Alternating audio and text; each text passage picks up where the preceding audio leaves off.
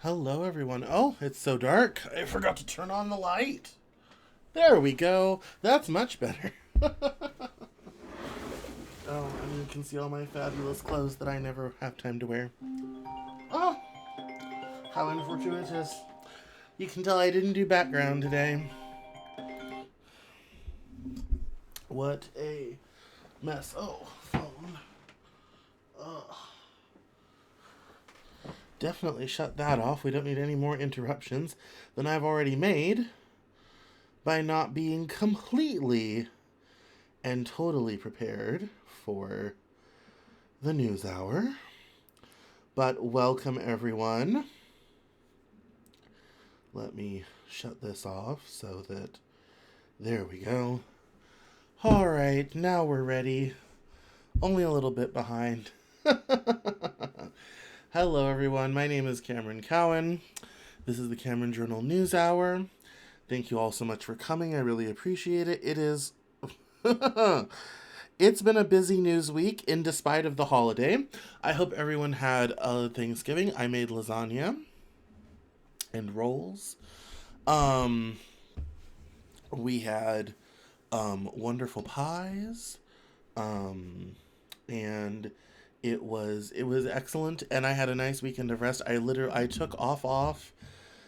I did end up doing some writing and some organizing and all this type of thing, but I really took some time off, which was great because, as everyone knows, I don't just do the news hour. I also produce the podcast and write at the Cameron Journal, and I work at my book publisher, Something Other Publishing, and so basically I work several jobs, and so it was really nice to have Thursday, Friday, and the weekend to just kind of rest and recharge and all this type of thing, but the world was very busy.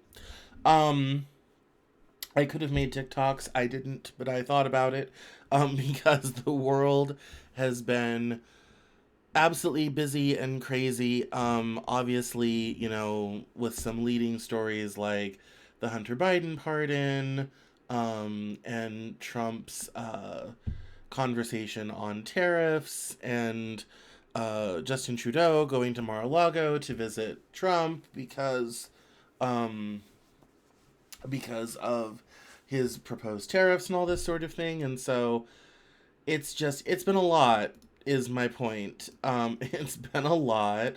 And I sincerely hope that, that all of this stuff gets figured out. But I'm going to break it all down.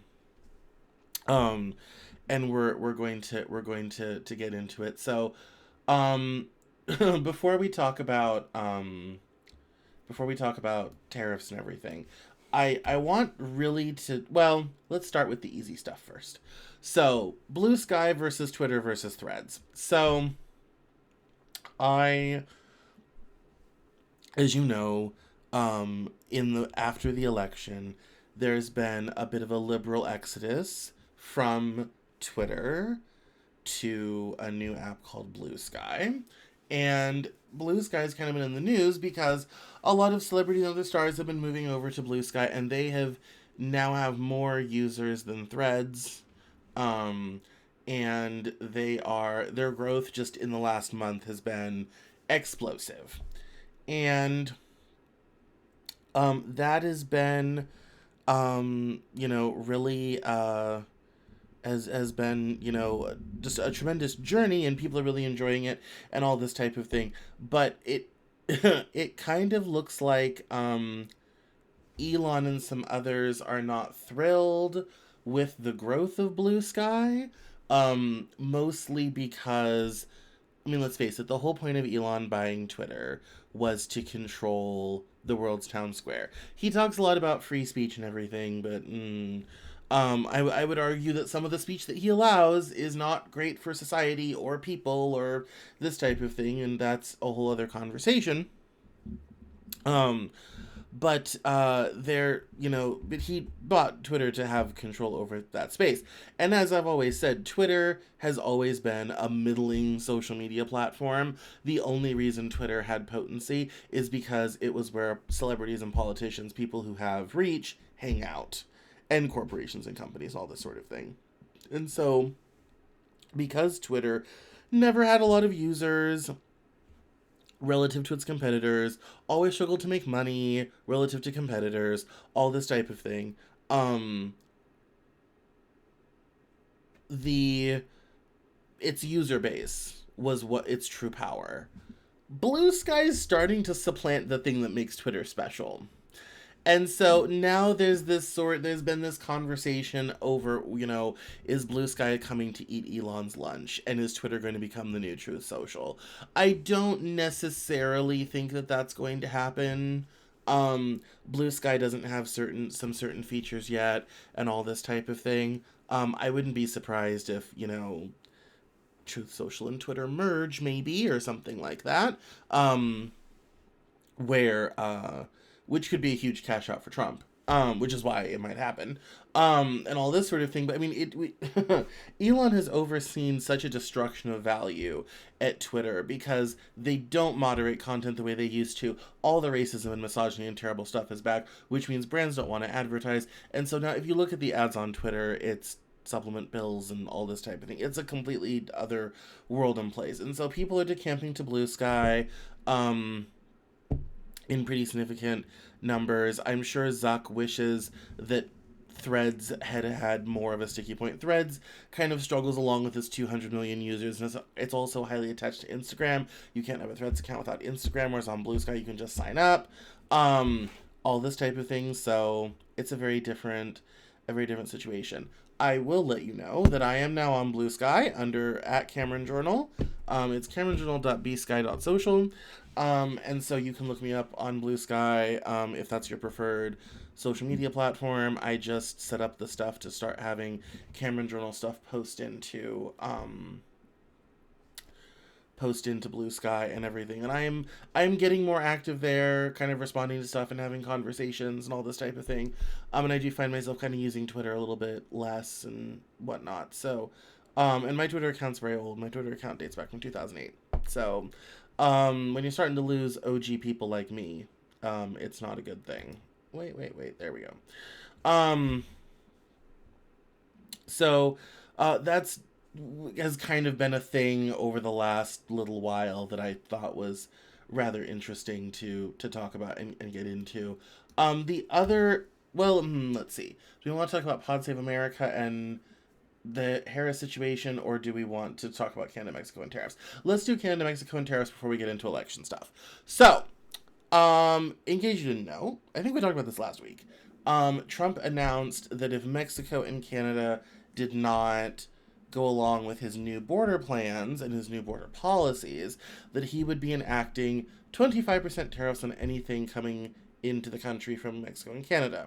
Now, the response from Mexico and Canada has been, well, Trudeau went to Trump to try to explain, look, this is going to cost you a lot of money and be very bad for our economy, and Canada's economy is not that great anyway, so, that's kind of a huge problem for them. And so Trudeau's trying to reason with the man. Claudia Sheinbaum, the president of Mexico, has threatened to expel American citizens who live in Mexico. She's threatened to put tariffs on American imports. Mexico is the United States' biggest trading partner. So the point of this is that we do a lot of trade with Canada and Mexico.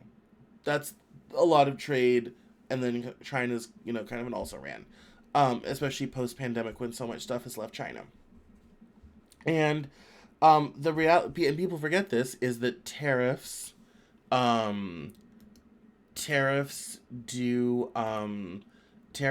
paid by the company and the consumers obviously importing, not by the country exporting. People forget that sort of thing, but it's true. And so you have this terrible situation where the only people that benefit from this new tariff regime is basically nobody. That's kind of one of the sad things about a trade war, is that everyone sort of loses. But in this case, it's an extra loss because we import a great deal of oil from Canada, especially in the Midwest. The auto industry is completely dependent on Canada and Mexico for auto parts, engines in Mexico, all this type of thing. We don't really make engines in America anymore. And I was in this whole discussion, which has been ongoing for several days, I saw this TikTok of this guy who said, no, the point of the tariffs is to get people to buy and make things in America. And no one ever seems to understand that's probably not going to be the result. Will some stuff come back? Yeah, probably. I even said post-pandemic, it's not necessarily practical and resilient to have a 3,000-mile long supply chain. You need to make it closer. May I suggest Mexico, Central America, South America? May I suggest Canada? All this type of thing. That trend's already been in place for 3 years. Here's the problem why you cannot necessarily make everything in America or encourage everything to be made here. And the reason's very simple. The cost of labor in the United States is too high. American labor is the most expensive in the world. Now, it is incredibly high quality, but you pay for it. And so for a lot of things, especially high input, low margin things, it's very hard to make money on stuff and make it in America at a price that's reasonable. And here's the other half, is even if we did do that, let's say we really do bring manufacturing back, you then have, and you can deal with the cost of labor, you then have 2 other problems. One, consumers are going to be pissed off because everything gets dramatically more expensive. We go back to the days when people didn't buy clothes all the time.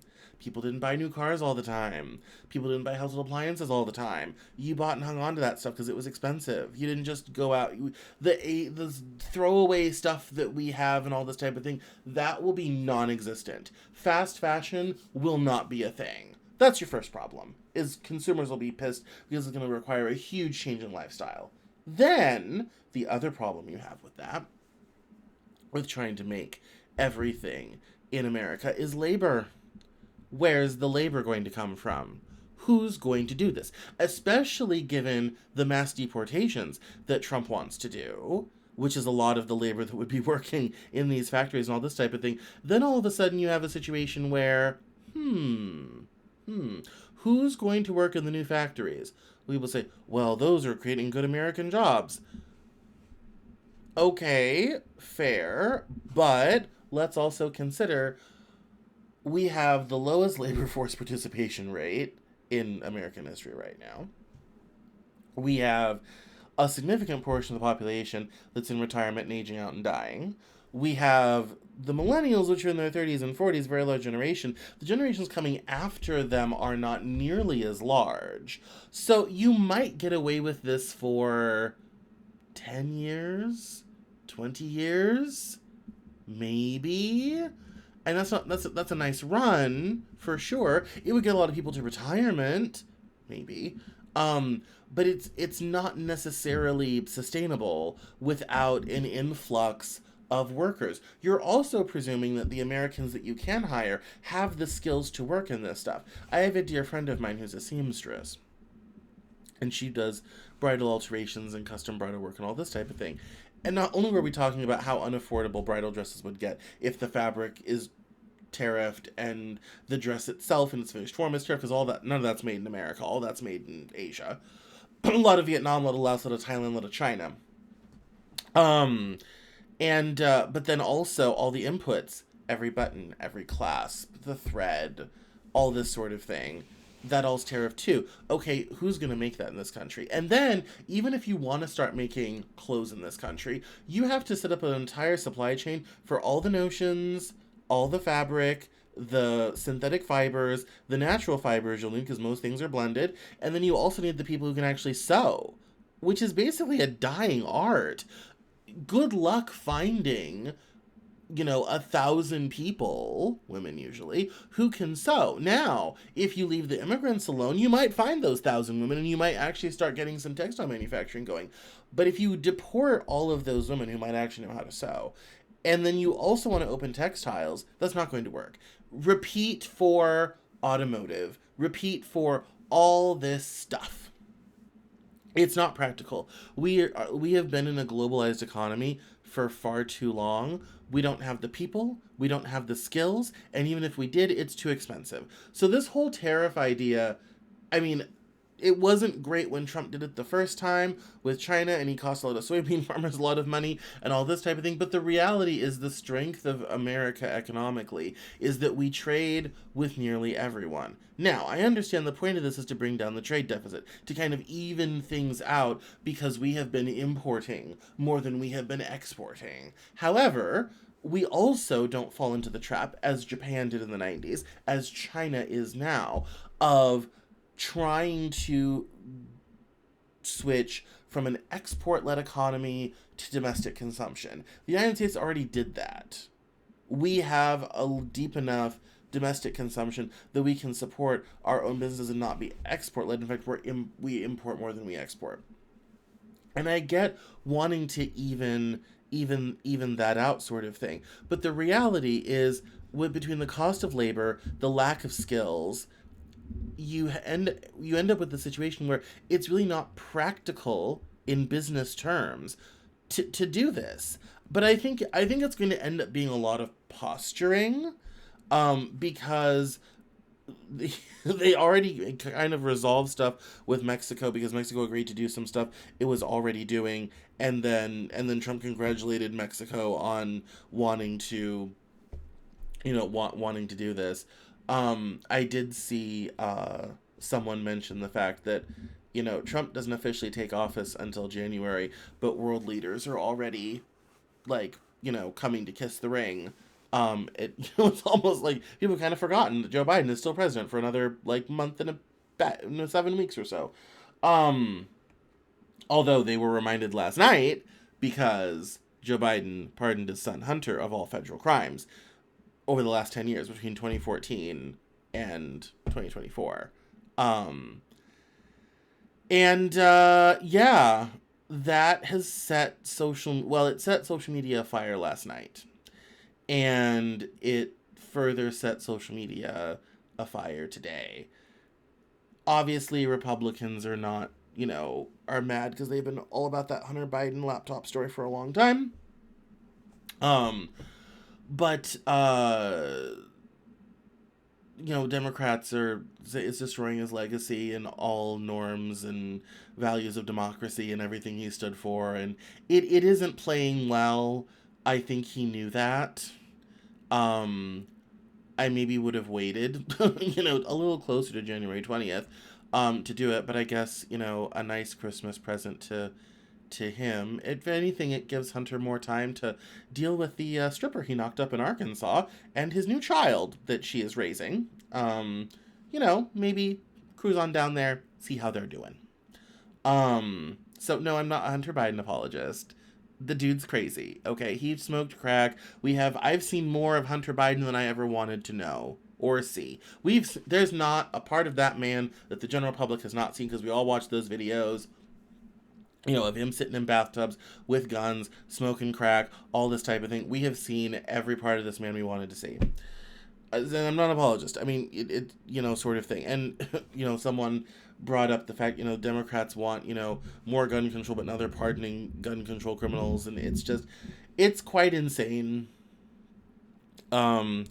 It's quite, it's politically very difficult. It was always going to be politically difficult. But I think at this point, Biden doesn't care. He did what he, as I said, he did what he could. I was meant to comment on something on Twitter this weekend where I said he did what he could. He tried. He was a great champion. This was never meant to be some great, huge, sweeping, victory sort of thing.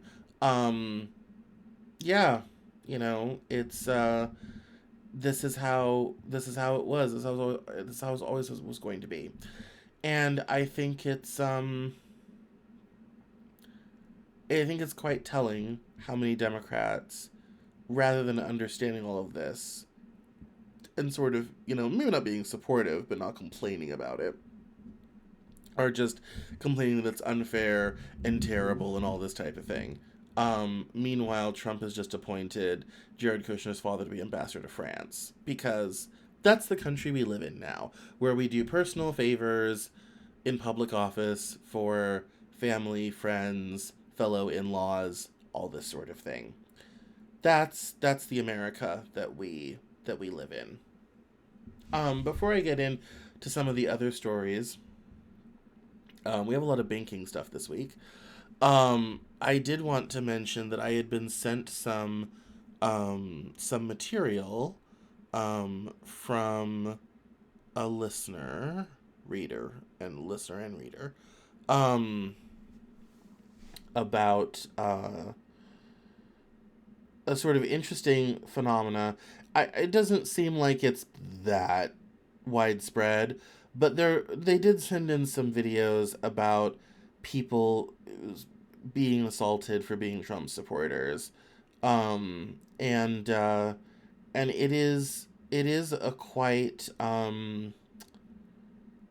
it is quite harrowing, I will say. Um, there's one video is a story from Boulder, Colorado, um, where this woman assaulted a younger man.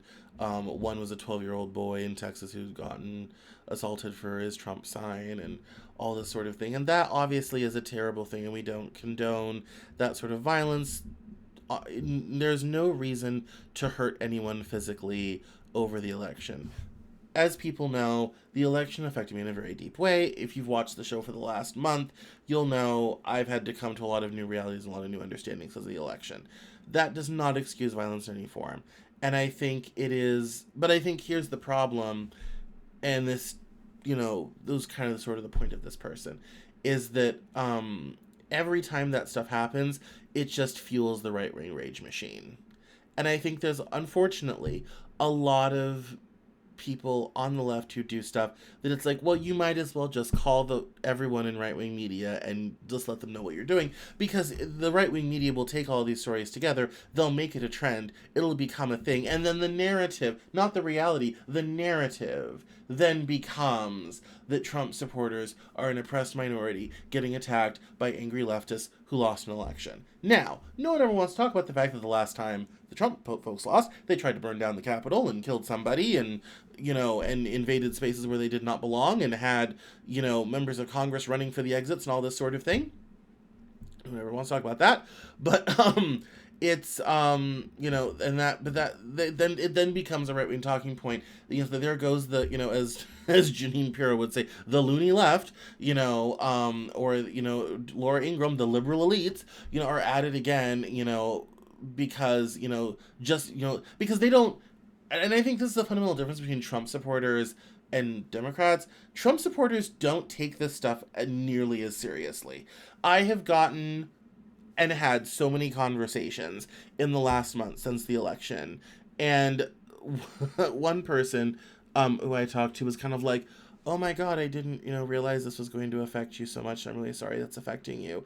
And I'm kind of like, I mean, I get that you're side one, but how's it not affecting you? And I realize they don't really take this stuff that seriously. It's kind of a game, It's just sort of it's the next season of the reality show. It's the next part of what's going on. And I think a lot of Democrats don't necessarily understand that the other side doesn't take it that seriously, and they don't take themselves that seriously. And I think a lot of the liberal posturing and all this type of thing leads to a situation where, how do I say this? It leads to a situation where people they just kind of don't care. And so for them, this is also extreme. It's like, well, why would you be angry? Why would you, why would you do any, why would you be melting down on social media? It's just an election. It's just the election. It's just another guy in an office somewhere far away, all this type of thing. It's a very different mood than you see from people on the left. And I think a lot of people on the left don't necessarily understand that, that, like, they just don't take it that seriously. It's just not, yeah, the election happened, we're going to wake up tomorrow and go on with our lives, and thank God that's over, sort of thing. However, I do think with the whole liberal checkout of politics and media and all this type of thing, that we're probably going to see that a bit of apathy from both sides. But it's a very different thing. And so when you have people who, well-intentioned but poorly executed, attacking Trump supporters, it then, to the right, it then really seems like these people are crazy. They're attacking people just for being a Trump supporter. Like, it's not that important. Why do you care so much? Because I think for a lot of them, it's just not that important. But either way, don't go attacking people just because they're a Trump supporter. Conversely, don't go attacking people just because they voted Democrat or voted for Kamala Harris. If there's any one temperature we need to lower in this country, it's the politics temperature and the use of physical violence. The advantage of liberal democracy is that we mute the human violent impulses to kill each other at every turn. That's what government is for. And the more violence that we engage in, the more you get towards a government breakdown where you end up with violence in the streets. And that, I think, is something we all would like to avoid. Now, with all that being said, let's talk about the Pod Save America interviews. So last week, Jon Favreau on Pod Save America, he did 2 interviews that have been making the rounds, particularly among leftist spaces. One was with Kamala Harris's campaign managers, including David Plouffe, and the other one was with Hasan Piker, the very well-known leftist streamer. And obviously, the Democrat Party is continuing to implode after their election loss. I think a lot of people were floored by how the Harris people were kind of like, the political wins were against us. We never really thought, we had an internal saying that we didn't think we could win. Our internal polling never had her ahead of Trump, sort of thing. We only had 97 days to figure this out. But we ran a great campaign. Things just didn't work out. Sorry, folks. I think people were very kind of floored by that. And then it kind of followed up with Hasan coming on and being like, no, we've abandoned working class values and social democracy. We're not doing the stuff that people care about fixing. It's prices, it's inflation, it's all of these things. And it's getting, not helping working people. It's being mired in identity politics and all this sort of thing. And Hasan's very much to the left sort of thing. And that, I think, is, I think he blamed, because he's obviously farther to the left than Kamala Harris ever was a big Bernie Sanders supporter, and all this type of thing, kind of blames Kamala Harris for not really focusing on left-wing populist working values. And I think right now, both these interviews kind of show us that there's a lot of tension right now, in the Democrat Party between going after real working class values versus big tent inclusive values. And I think that, obviously, the challenge for Democrats in 2028 is going to be, if we have an election in 2028, is going to be how to get white voters to vote Democrat. And that's a bit of an uphill battle, because the Democrat Party has become synonymous with a lot of very uncomfortable social issues that people are not a huge fan of. It's LGBT issues, particularly the T, trans issues. It's, racial issues. I still hear people complaining about, Black Lives Matter and 2020 and the Summer of Love and all this type of thing, and the riots, and they tried to burn down the country and they caused $1 billion in damage and all this type of thing, and but somehow that justifies January 6th because that was moved in the country. And I find I'm not a fan of populism from either direction, because populism leads to a very dangerous situation where you start doing things and making policy decisions that are not necessarily the best for the country or the economy, that have lots of unintended consequences, but they seem really good. Now, right-wing populism has the same problem, and it also tends to exclude a lot of people. Left-wing populism, like Peronism in Argentina, can be very good for people in the short term, but absolutely disastrous for an economy long term. And so, I'm not a fan of populism either way. I would like to see a competently run, normal economy that keeps inflation low, unemployment low, and gives people opportunity. I think there's a lot of things we could fix about the economy. Meritocracy being one, getting rid of fake and ghost jobs being another. Posting salaries on job listings would be another. There's lots of things to do. That would move things forward for that. But I think trying to engage in populism as such ends up being a very dangerous game for both sides. And it ends up becoming a tug of war that leads a lot of regular, ordinary people sort of in the middle and in the dust. As policies sort of whip back and forth, trying to find quote unquote something that works, not understanding greater situations, not listening to experts, all this sort of thing. It reminds me of a funny tweet someone posted that the Democrats feel like the Whigs in the 1850s. They're like, oh yeah, once this whole slavery thing dies down, we can get back to our competent policies and incremental reforms. And it definitely does seem like that, but the reality is that is a far more stable situation than engaging in incredibly dangerous and divisive things. In terms of, the Whigs weren't wrong. The whole throwdown about slavery led to a civil war. Split the country in half. We still continue to live in the shadow of things that were done in the 1860s and through Reconstruction to 1877. And and that's why I say we've really got to lower the temperature, because this all starts to get very dangerous. And we're now to the point where things are getting dangerous, which kind of brings to my big point about this whole Pod Save America narrative.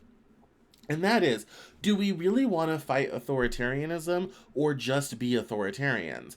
There's too many calls for Democrats to take off the gloves and fight dirty and use every rule and every loophole and everything to stick it to them. But the reality is that makes the country worse. Everyone is worse off when we play these games. And I don't think anyone's really thinking about that. No one's thinking about the long term. Now, when it comes to the right, they're definitely thinking long term. Why do you think they have the Supreme Court packed, the judges, all this type of thing? I mean, the legacy of 2 Trump administrations will extend for generations at this point. They're thinking long term. The left sure as hell isn't thinking long term. And I think a lot of people are tired. The Democrats are kind of in the party of, oh, let's uphold the norms and values and what makes us important and all this type of thing. And I think, one, that battle is lost. And that's not a good thing. Once you lose the norms and once you lose the guardrails, very dangerous things start to happen.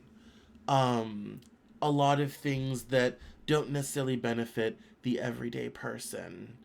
And I think that becomes dangerous all on its own.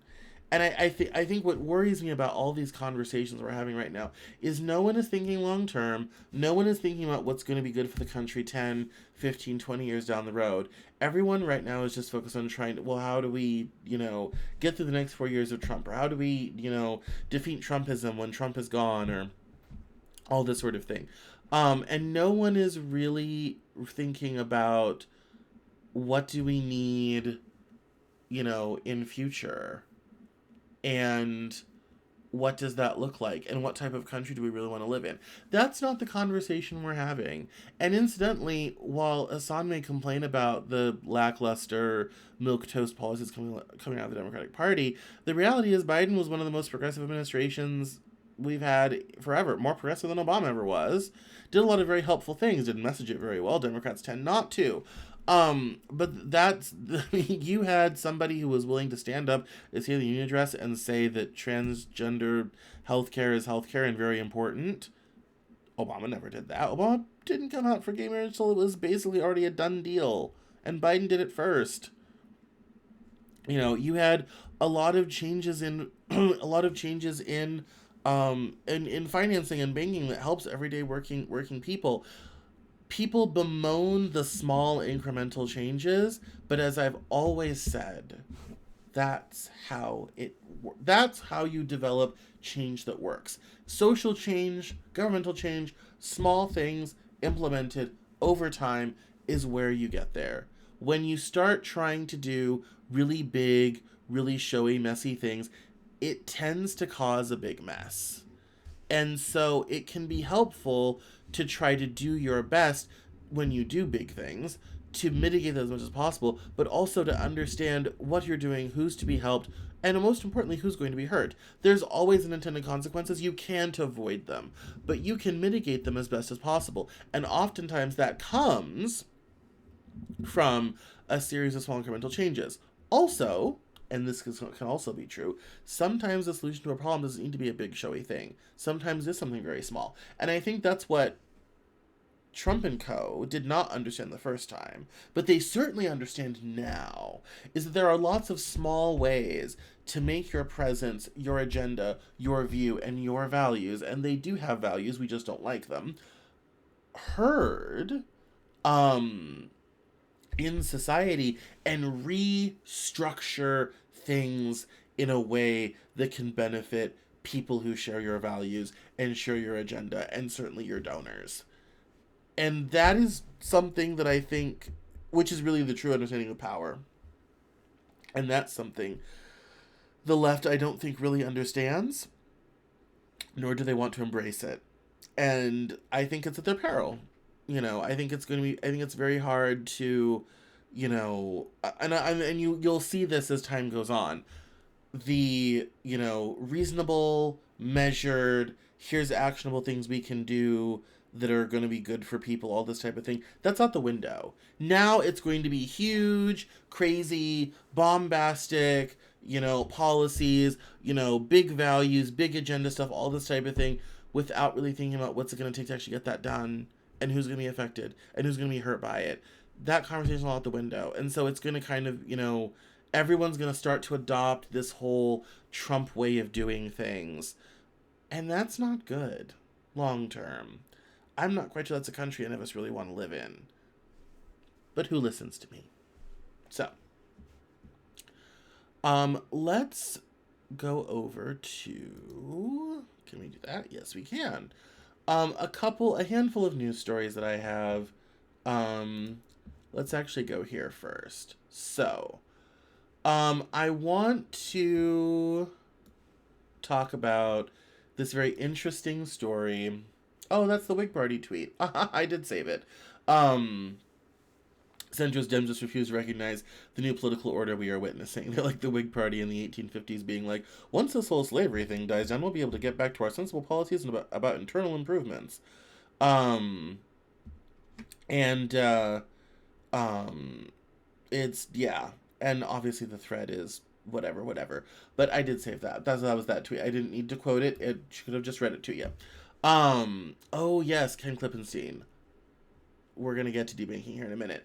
I thought this was interesting because, speaking of norms and values and ideas, Hakeem Jeffries was talking with Liz Cheney, and Ken obviously posted a bit of it from C-SPAN, and was like, if you're wondering whether Democratic leadership learned anything about the wisdom of associating with Liz Cheney, House Minority Leader Hakeem Jeffries sat down with her this week to talk about democracy. And talking about elections come, elections go, presidents come, presidents go. But these values, these norms, these ideas, these institutions have to hold. And, this reply right here. No one cares about norms and congeniality when the institutions fail them. That, I think, is the central part. I was reading today, someone said that voters are looking for someone who's going to fix the system and improve things for them. And we're going, kind of all these series of one-term presidencies trying to find someone who will actually do something. And I think the uncomfortable aspect of this all is that I don't think politicians can fix it. I think that's the hard part.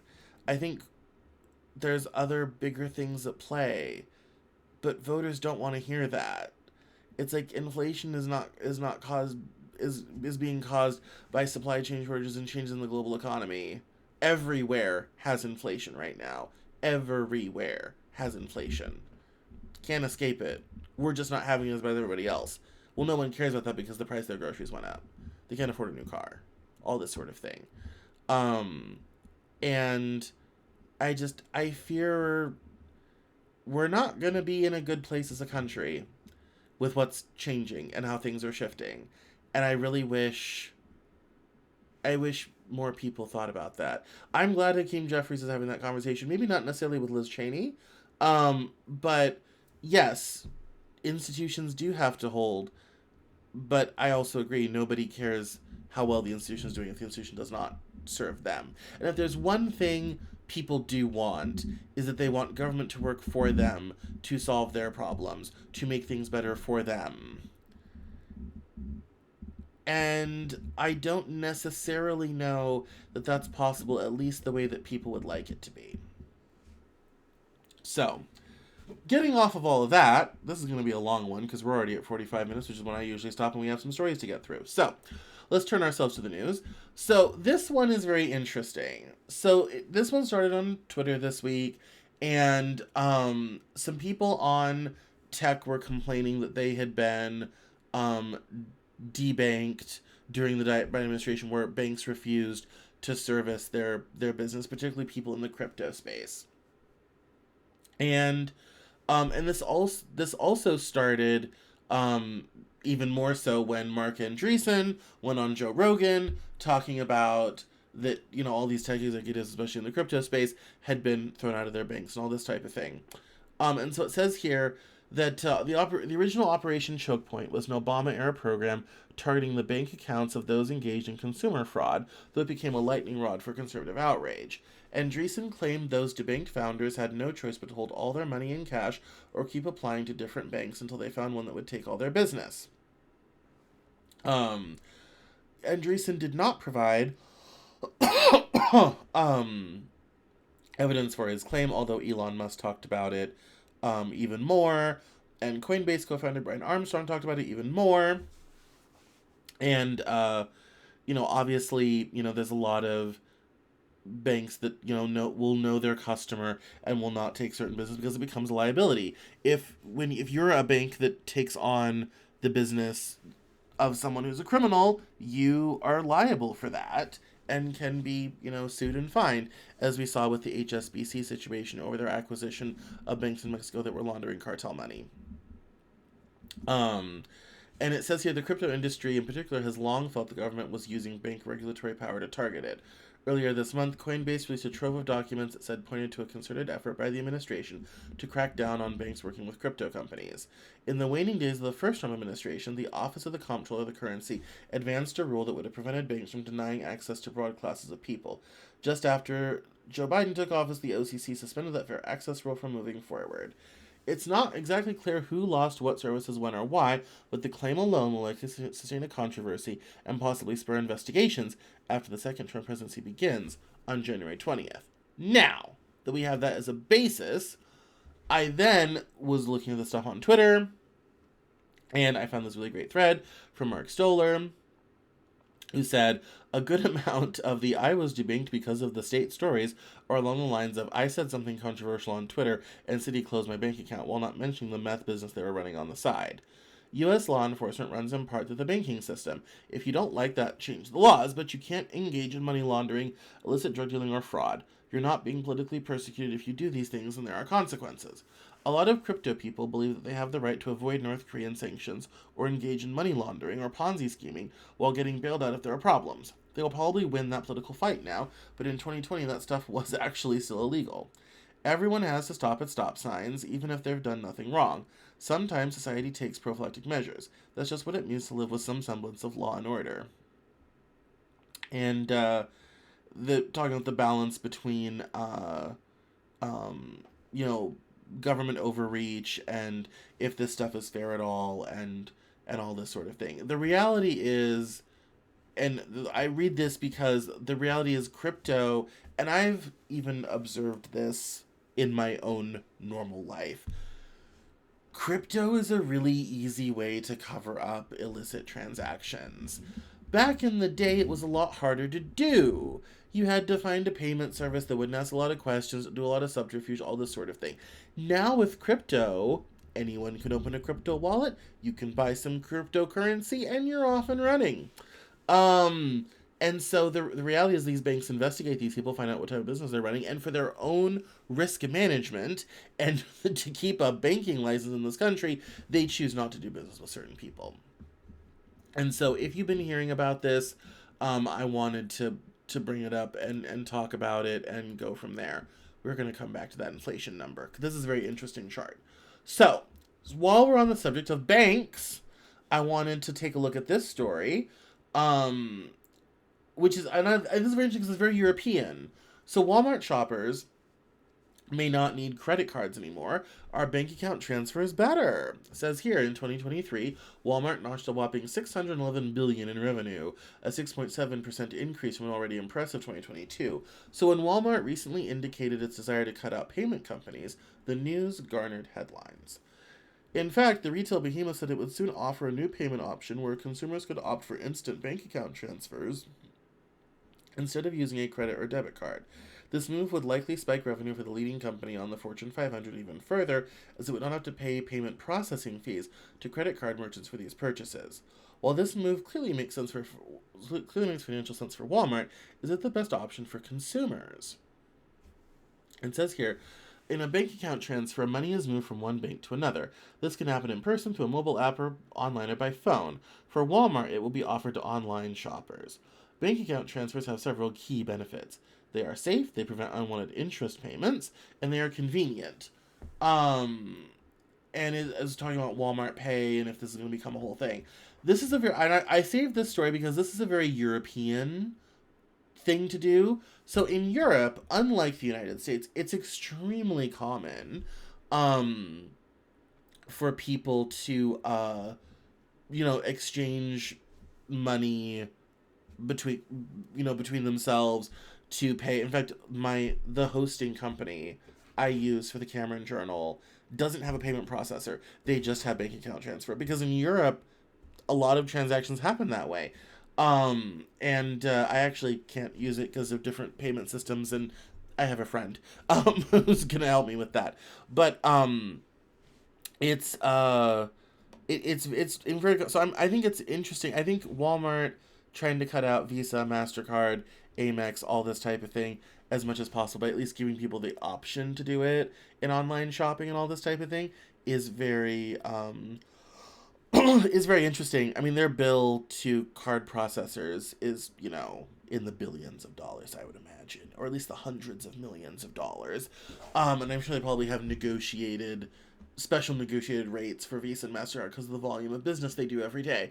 But them trying to give shoppers another, and also Walmart also understanding their customer, for people that, don't necessarily have cards, whatever have you, or only have, simple banking or whatever. Then it gives people options, to pay in different ways. Walmart Pay, you can just kind of deposit money there and pay that way. And so all of these cut out Visa and MasterCard, one way or another. And I mean, let's face it, if Walmart can get 10-20% adoption, how many tens of millions in credit card fees do they save? It's more profit for the bottom line for them. So, but very European of Walmart. Very impressive. The other story I wanted to touch on is here we have Trump and his tariffs again. We have this interesting story. So, for those who don't know, the BRICs, which is Brazil, Russia, India, China, South Africa, Egypt, Ethiopia, Iran, and the UAE. It started out as Brazil, Russia, India, China. They've got friends now. Have recently had a summit, and they launched a new BRICs pay system. Russia, because it got cut out of the SWIFT system due to the war in Ukraine, has been trying to start its own payment system with friendly nations that's separate from what the West uses. And the BRICS have sort of kicked around the idea of trying to have a central currency. Now, I don't think that's going to go anywhere because nobody has a currency worth buying it. Nobody wants Brazilian reals. The ruble is basically worthless. India, the rupee? No. And China, the yuan is pegged to the dollar. It doesn't free float. And nobody wants yuans anyway. So, and I don't know what they use in South Africa. I should look that up. But no one wants that either. And Egypt, enough said. Ethiopia, not even a conversation. Iran is isolated. The UAE does all their business in dollars. Why? Because that's the money you do business with. So, them trying to form their own currency is rather silly. But what's interesting is they got applications from Turkey, Azerbaijan, and Malaysia have applied to become members, and other countries have expressed interest in joining in order to kind of get out of the US and the Western controlled system. But Trump has said that if the BRICS try to undermine the US dollar, they will face a 100% tariff on their exports to the United States. And it says here, while the US dollar is by far the most used currency in global business and has survived past challenges to its preeminence, members of the alliance, not the developing nations, say they are fed up with America's dominance of the global financial system. The dollar represents roughly 58% of the world's foreign exchange reserves, according to the IMF, and major commodities like oil are still primarily bought and sold using dollars. The dollar's dominance is threatened, however, with BRICS' growing share of GDP and the alliance's intent to trade in non-dollar currencies, a process known as de-dollarization. Trump, in a Truth Social post, said, quote, "We require a commitment from these countries that they will neither create a new BRICS currency nor back any other currency to replace the mighty US dollar, or they will face 100% tariffs and should expect to say goodbye to selling in the wonderful US economy." At a summit of BRIC nations in October, Russian President Vladimir Putin accused the US of weaponizing the dollar and described it as a big mistake. "It's not us who refuse to use the dollar," Putin said at the time, "but if they don't let us work, what can we do? We are forced to search for alternatives." So, I don't necessarily think that's going anywhere in the immediate term, but I do, mostly because the BRICS just don't have their act together enough to have a stable enough currency to create a new currency. But I do think if they start creating payment systems and start doing, as China and Russia have done, trading in their own local currencies, that could begin to undermine the US dollar. I do find it interesting that while Russia is leading the way on this, Trump is trying to shut it all down. One would think that Putin would have a little bit more say and all of that. So I think that's interesting. But it's international news that I thought was important to talk about and cover. Not necessarily enough to write about, but you should know that that's a thing. You know, when you hear about the BRICS and what's happening with de-dollarization, it's important because a lot of this stuff gets talked about and people don't know enough about it or understand the dynamics at play or how international trade works. And so you're smarter now for knowing it. Now, final story, because we're almost at the top of the hour. We have the U.S. core inflation rate video here. So let me back up for a moment. Bravo's Research, great channel. This chart is very interesting. Well, this whole video is very interesting because they're talking about that we might have another bump up. I'm trying to figure out, is it this? It is this segment. Another bump up of inflation. So with this chart here, we kind of see where inflation normally when we see some spikes in the one in the 70s, that's the oil crisis, and then inflation comes down, then it peaks back up in the late 70s, and then falls under Reagan, and then kind of goes back up in the late 80s, in the early 90s, and then finally falls back down to the 2-3% that we're used to, usually staying typically very much below that, and then the spike during the pandemic. And here we are. What they're maintaining is that it actually might go up again. Here's this chart here. And so what he is saying is that just like how we had sort of this big climb and then dip and then an even higher climb, notice that inflation in 1979, 1980 was higher than it ever was at the oil crisis, which is this part charted here, is that we're already kind of at that, we're like at 71. It's 1971 and we're going to, things might fall again and then spike and then fall a lot and then really spike. And so what he's saying here is that when the inflation monster may not yet be beat, and we might need to brace ourselves for even higher inflation than we've had in the past because the inflation monster is not over. If you want to kind of hear his whole thesis, which I don't know that I buy it, but it's interesting. Bravo's research on YouTube. You should definitely check that out because his thesis is compelling. The chart, and he goes through all of this for 11 minutes sort of thing. The chart is compelling, I will say, and especially he goes into how the inflation rate is calculated and why they exclude food and fuel and a lot of the stuff I've talked about, if you want to get into it that far. But this chart here was very interesting. And that's a compelling case that inflation may not yet be over. Oh, there we go. So, that's the news this week for December 2nd, 2024. That was a long one. I usually try to keep this to 45 minutes, but here we are having gone all this long way. And so, so let me let you go. Thank you so much for watching. My name is Cameron Cowan. This is the Cameron Journal Newshour. Keep up with me at CameronJournal.com. You can catch me on Bluesky at CameronJournal.bsky.social. On Twitter, Instagram at Cameron Cowan. Facebook.com/Cameron L. Cowan. And on LinkedIn, Cameron Cowan as well. So, keep up with me for more research and insights. I have some exciting new content stuff coming up. And this week's interview was with Tim Mulligan about his graphic novel, Snitchland, which takes place in the same universe in a former nuclear facility. Very paranormal, very spooky, and Tim Mulligan is great. He's a writer's writer. He's a lot of fun. He's very sophisticated, and I just love talking to him. So that's the interview this week. Check him out. It's a short one, because we're talking about fiction. Those are short, only a half hour. Short interview this week, the news hour. When you head over to CameronJournal.com, if you want the Cameron Journal delivered to your inbox every week, I do an exclusive newsletter. Sign up for that. The pop-up comes right up. Give it literally 5 seconds. It'll bug you. Comes right up asking you to sign up.